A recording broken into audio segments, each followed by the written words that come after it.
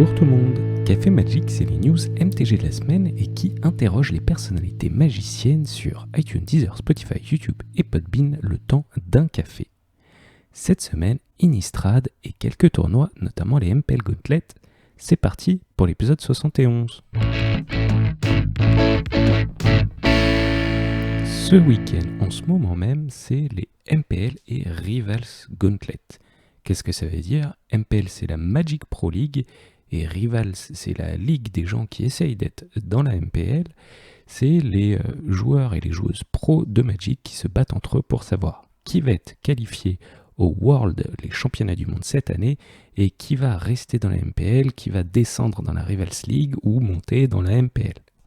C'est donc pour ces compétiteurs l'un des tournois les plus importants de l'année, c'est le deuxième le plus important de l'année, même paraît-il, si on considère que les Worlds c'est le plus important, ça en termes d'argent possiblement à gagner, et puis de quelle carrière ils ont pour l'année prochaine, est-ce qu'ils perdent leur boulot de pro player ou est-ce qu'ils le gardent ?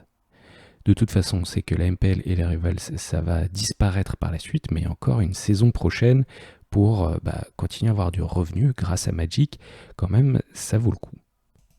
Ça a beau être une série de tournois extrêmement importante, elle n'a pas été exempte de problèmes. Par exemple, cette semaine, un jour avant le début du tournoi, la date, ou plutôt l'heure de début, a été décalée de 3 heures plus tard.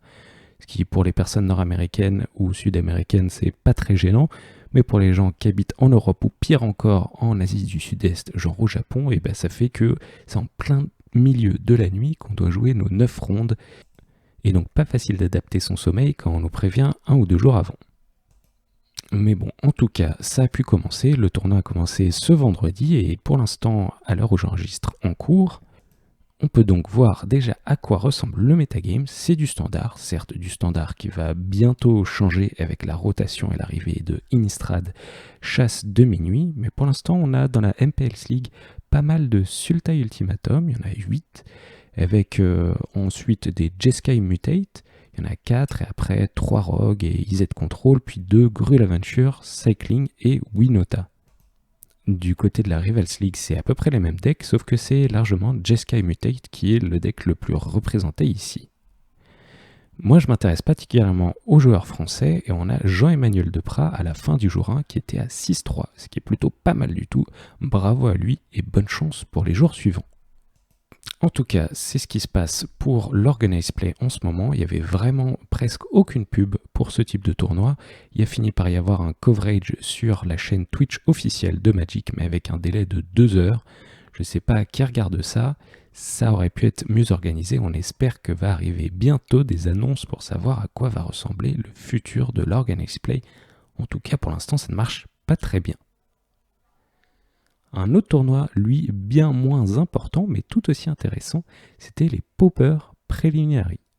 Donc, Pauper, c'est le format où on a le droit à utiliser que des communes, ça existe surtout sur MTGO, et Arizax a fait 4-0 à ce tournoi de qualification avec une decklist intéressante. 20 plaines, 20 montagnes et 20 forêts. Depuis Modern Horizon 2, le format est totalement cassé, car le set a amené une nouvelle carte de Storm en Shatterfang. C'est une carte verte qui, en fonction du nombre de sorts qui a été joué ce tour, va créer des tokens écureuils. Storm, c'est un archétype qui casse tous les formats, qui avait déjà moult fois cassé le Pauper jusqu'à avoir des bans de ces cartes Storm. Il y en a une nouvelle, le format est à nouveau cassé. Des écureuils partout, seulement Bleu Noir Control et Affinity peuvent faire face.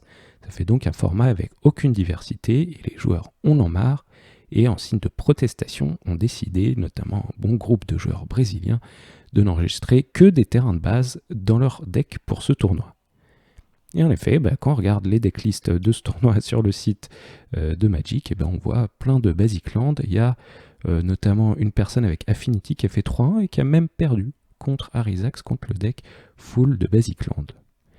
Tout ça, bien sûr, c'est pour un message et il a été apparemment entendu parce que Wizard a, après ce petit tournoi, annoncé qu'il y aurait une annonce de ban lundi, il me semble, pour le Pauper. Donc bravo à la communauté qui s'est mobilisée et j'espère que le Pauper va s'arranger. Enfin, une petite news tout autre, les Mystery Booster Convention Édition a été réimprimé. Les Mystery Boosters, c'était un produit avec des boosters à drafter, avec des cartes qui viennent de plein de sets différents. C'est comme du Chaos Draft, mais dans une boîte que tu peux acheter neuve. La version convention, donc on pouvait jouer en GP, qui n'a donc pas été beaucoup ouverte à cause du Covid. Finalement, Wizard a décidé de la réimprimer et de la vendre en LGS dans nos magasins locaux. Et la différence avec la non-convention édition, c'est que dedans, il y a des playtest cards. C'est des cartes auxquelles on a l'impression qu'il y a un autocollant qui a été collé dessus, avec un dessin fait à l'arrache par la personne de la R&D à Wizard qui l'a créé, donc qui fait le dessin lui-même. Et c'est des cartes fun en fait. Des cartes fun qui sont révélées très rares lorsque les boosters Mystery Edition étaient très limités vu qu'il n'y avait plus de GP. Première erreur, les nouvelles playtest cards n'ont pas le petit symbole Planeswalker en bas à gauche de la carte, donc ça sépare les deux éditions, ce qui complique un petit peu les choses. Mais surtout, une carte en particulier est devenue très rare. Soulmate, c'est un enchantement qui lie entre elles deux créatures et qui leur donne un bonus chacun, mais lorsque l'une meurt, l'autre aussi, parce que ces créatures deviennent évidemment amoureuses. Son créateur dans la R&D l'avait illustré en copiant Pushin le chat, qui est un chat illustré assez connu, et avait copié cette illustration pour faire cette petite illustration. Donc, problème de copyright, à cette réédition, le chat a été remplacé par une petite souris tout aussi mignonne, mais ce qui rend la première édition de la carte très rare. Sur Magic Card Market, on peut en trouver quelques-unes de ces cartes dans les 250 € et plus. Rigolo, voilà une carte qui va devenir un nouvel objet de collection. Innistrad, la chasse de minuit, ou Midnight Hunt, est en train d'être révélée chaque jour de la semaine. Et donc on connaît déjà toutes les mécaniques, et on a vu des jolies cartes, des belles illustrations, des mécaniques sympas qui sentent bien Innistrad, le monde de l'horreur et notamment les loups-garous. Je pense que la communauté est assez contente de voir tout ça. Pour l'instant, aucune carte totalement cassée, mais un bon moment magicien et on est impatient de voir ce que ça va donner dans le standard. Faisons un petit tour d'horizon des mécaniques. Alors on a déjà Daybound ou Nightbound, ou alors en français diurne, ça veut dire lié au jour ou lié à la nuit. Eh bien c'est pour les loups-garous qui vont avoir un effet différent pendant le jour ou pendant la nuit. Donc a été créé un token qui se flippe, qui représente le jour ou la nuit. Lorsque cette mécanique n'est pas arrivée en jeu, on n'est ni l'un ni l'autre, mais lorsque quelqu'un joue une première carte diurne, et bien pour les deux joueurs, il sera soit le jour, soit la nuit. Donc, lorsque l'un de ces loups-garous qui a deux faces est joué pendant que c'est le jour, ça arrive sur sa face jour. Lorsque c'est joué pendant que c'est la nuit, c'est joué sur sa face nuit. Et puis, lorsqu'il y a la mécanique que les anciens joueurs d'Innistrad connaissent bien, c'est-à-dire qu'une personne joue aucun sort à son tour, et on passe à la nuit, et là, toutes les cartes diurnes flippent. Et lorsque un joueur ou une joueuse joue plus de 2 sorts dans son tour, ça reflippe, on repasse au jour. Ça paraît compliqué comme ça, mais je pense que c'est très flavorful et ça va être rigolo de jouer ainsi avec les loups-garous. Une autre mécanique, perturbation. Ça, c'est une mécanique qui permet de jouer avec le cimetière. Ça se retrouve sur les créatures et lorsqu'on paye en fait le coût de perturbation, il faut que la créature soit au cimetière et ça permet de la remettre en jeu, mais sur son autre face. C'est un genre de flashback pour les créatures, mais qui fait venir sur la face différente. Ensuite, congrégation, une mécanique elle plutôt verte, plutôt pour attaquer avec des créatures. C'est si au départ de la phase de combat, on a au moins 3 créatures avec des forces différentes, ça fait un bonus.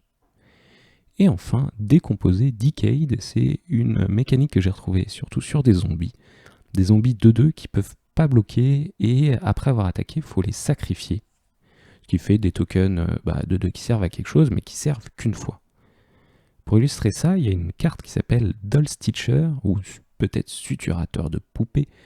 C'est une créature bleue, une 2-3 pour 3 dont un bleu.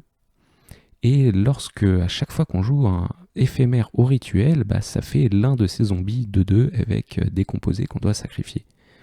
Mais quand tu as 3 tokens, tu peux aussi flipper le suturateur de poupée, et là, toutes ces 2-2 deviennent des 3-3 qui n'ont plus décomposé, mais on ne produit plus nous-mêmes de tokens. Est-ce que ça fait un nouveau Monastery Mentor? Peut-être, une bonne staple du Legacy qui parfois faisait jouer blanc juste pour avoir cette condition de victoire. Là, c'est déjà bleu, ça peut être pas mal. enfin un nouveau cycle de terrain qui fait 2 couleurs, des bilans de couleurs alliées, donc bleu-blanc, bleu-noir, vert-blanc, etc. Ça s'appelle les Slowlands, en tout cas c'est comme ça que la communauté les a appelés parce qu'ils arrivent dégagés si tu as déjà 2 autres terrains en jeu. Donc à partir du tour 3, ça fait un bilan de parfait, mais dans les 2 premiers tours, à contrario bien sûr des Fastlands, eh bien c'est un terrain engagé. Ça fait encore un cycle de couleurs alliées, alors qu'il y a pas mal de cycles comme ça dont il faut compléter la partie couleur ennemie, mais au moins les joueurs et les joueuses de standard et peut-être de DH qui jouent cette bicolorité seront contents de pouvoir ajouter ça à leur arsenal. Enfin, une toute petite controverse amenée par Safran Olive qui nous a montré un play que plus d'un ont tenté, et il l'a tenté en live, c'est-à-dire lorsque tu as en main Settle the Wreckage, aussi appelé emménagement des décombres, c'est pour 2 et 2 blancs, un éphémère qui fait que on va exiler toutes les créatures attaquantes, donc c'est une vrasse, mais qui marche que pendant le combat, et la personne qui perd ses créatures comme ça peut chercher autant de terrains de base dans sa bibliothèque. Donc pour faire croire que t'as rien, tu dis à l'opposant good game, on s'exprime en émote, on peut pas dire grand chose, donc tu lances un GG pour que l'opposant croit qu'il ou elle peut attaquer tranquillement et gagner, et en fait donc ça l'incite à attaquer avec tout, et tu joues ton ménagement des décombres pour faire un blowout complet. Qu'en pensez-vous? A-t-il demandé à sa communauté, et ça crée un déchaînement d'idées, de débats sur est-ce que c'est fair play ou est-ce que ça se fait pas, et apparemment on est une personne horrible si on fait ça sur MTG. Bien sûr, c'est en débat, les gens veulent pouvoir bluffer sur MTGA, c'est ça le bluff, mais c'est vraiment pas très fair play. Moi je suis un petit peu partagé sur la question, j'avoue que ça m'est déjà arrivé de le faire, mais maintenant je joue plus cette carte. Dites-moi dans les commentaires des différentes plateformes ou sur le Discord de Café Magic ce que vous en pensez. Et sur ce, je vais vous dire à la semaine prochaine. Merci d'avoir écouté Café Magic et on se retrouve dimanche prochain.